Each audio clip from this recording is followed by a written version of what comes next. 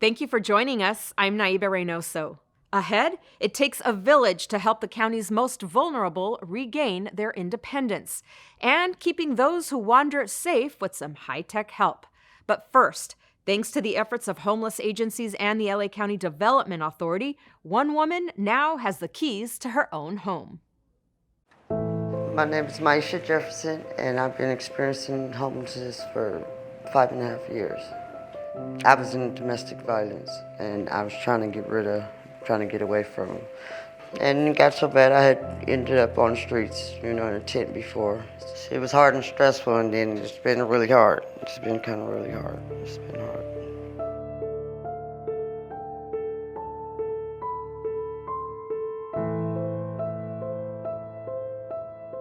Firestone Phoenix serves a population of families and individuals experiencing homelessness. Tenants qualify here if they are experiencing homelessness and also have a disability. In addition to a unit, the tenants here at Firestone Phoenix receive services such as life skills and mental health services. Now I can see my kids again, with them they have somewhere to come, my grandkids, and so it's just, I'm just ecstatically happy, The former site of the Women and Children's Hospital on the LA County USC Medical Center campus is making way for a restorative care village. Supervisor Hilda Solis joined county officials for the official groundbreaking. Here's more. This is going to be our restorative care village. There's going to be 160 units of recuperative beds that will help assist in people getting well from mental health illness. The idea is to set up an array of resources to provide care to our most vulnerable residents. Care for mental health, care for addictions. We want to address homelessness. We want to provide opportunities to people that don't have adequate opportunities. And eventually we'll have a full continuum of care for people who haven't had it, and because of it, unfortunately, end up in the streets, in the jails, and living unfulfilled lives. It's the first of many projects around the county's hospital system with some really exciting new development, new type of treatment for the County of Los Angeles residents.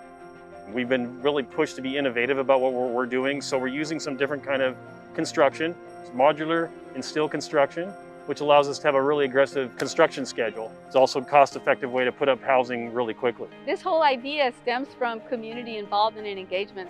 What typically happens when people come out of our care is they go right back to the streets. Here we're saying they're going to have respite, they're going to be able to get therapy, case management, and all the services that they need. Care first, jail last, always with the component of making sure that we put housing first as well, so people can get well here and then go on about their lives. Los Angeles County is one step closer to rectifying a nearly 100-year-old injustice by returning beachfront property to the family of Willa and Charles Bruce. Here's their story.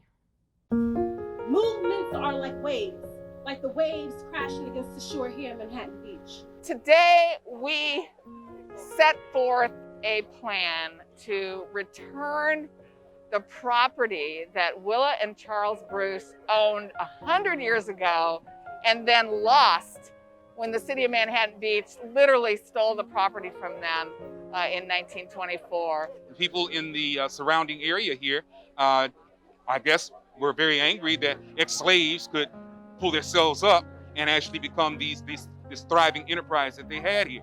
They left here in fear, they were railroaded out of their land, and then they left destitute for the rest of their lives. When you look at this amazing gift from God, the Pacific Ocean, and all of Mother Nature's majesty, it's hard to fathom that one group of people, based on fear and hate, would block another group of people from enjoying this. This is the training facility for the lifeguards and now our headquarters too. And so we've always been aware of the history in this beach from the perspective of the Los Angeles County Fire Department and the lifeguards. We're happy this is happening. We are taking a small step in righting a wrong, in bringing justice 100 years later to the Bruce family.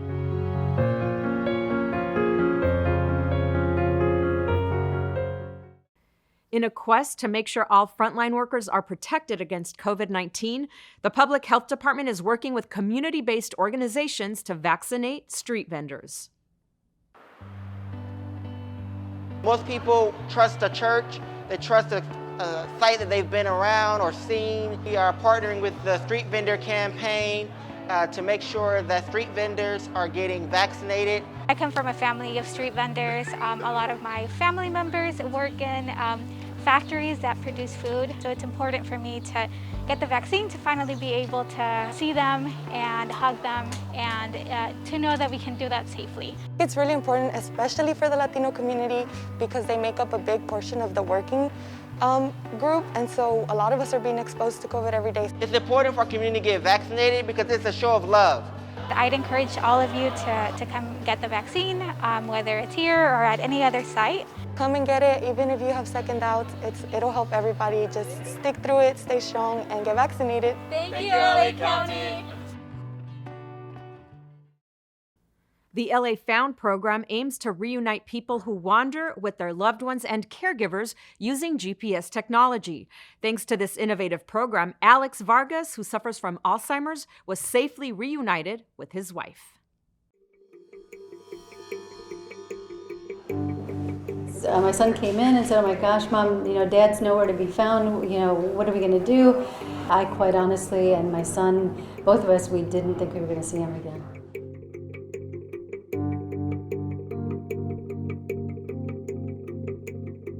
And I remember my heart just sinking. I have no idea of where he went. I have no idea of trying to figure out where he is. Then all of a sudden my mind switched and I thought, okay, he's got the device on. I know what to do. We went over it. They're very thorough about training people with the program. LA Found is celebrating its 1-year anniversary, and I think the program is already so successful. It gives peace of mind to all the families who have a loved one who might tend to wander.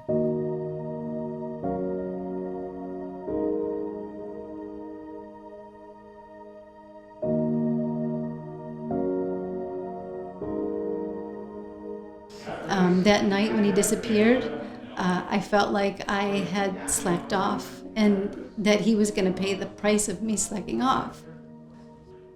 Because it's a lot of responsibility to take care of them, and we get tired,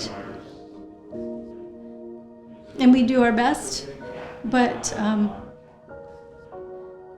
you need help. And this program has, I'm so sorry. This program has saved me.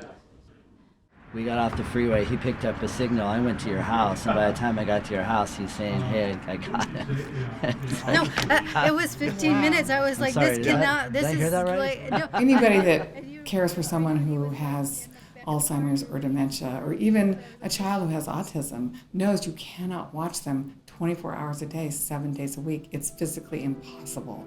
So this gives them the peace of mind that if they happen to turn their back or take a nap, that we'll be able to respond and return their loved one to them as quickly as possible.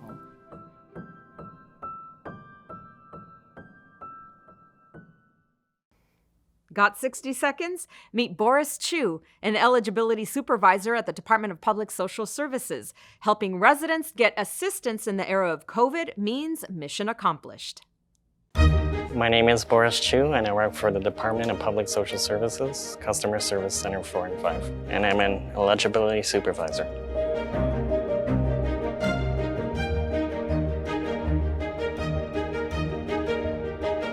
We help applicants over the phone to apply for CalFresh and Medi-Cal, and also get CalWorks and General Relief applications started for our office staff.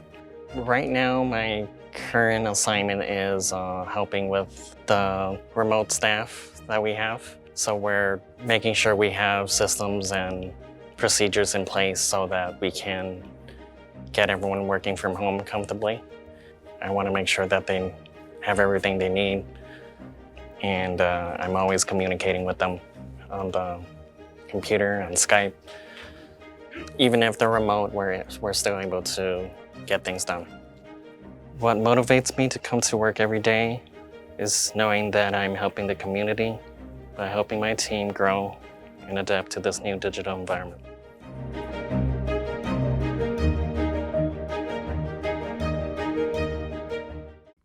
Thanks for joining us. We'll see you next time on LA County Close Up.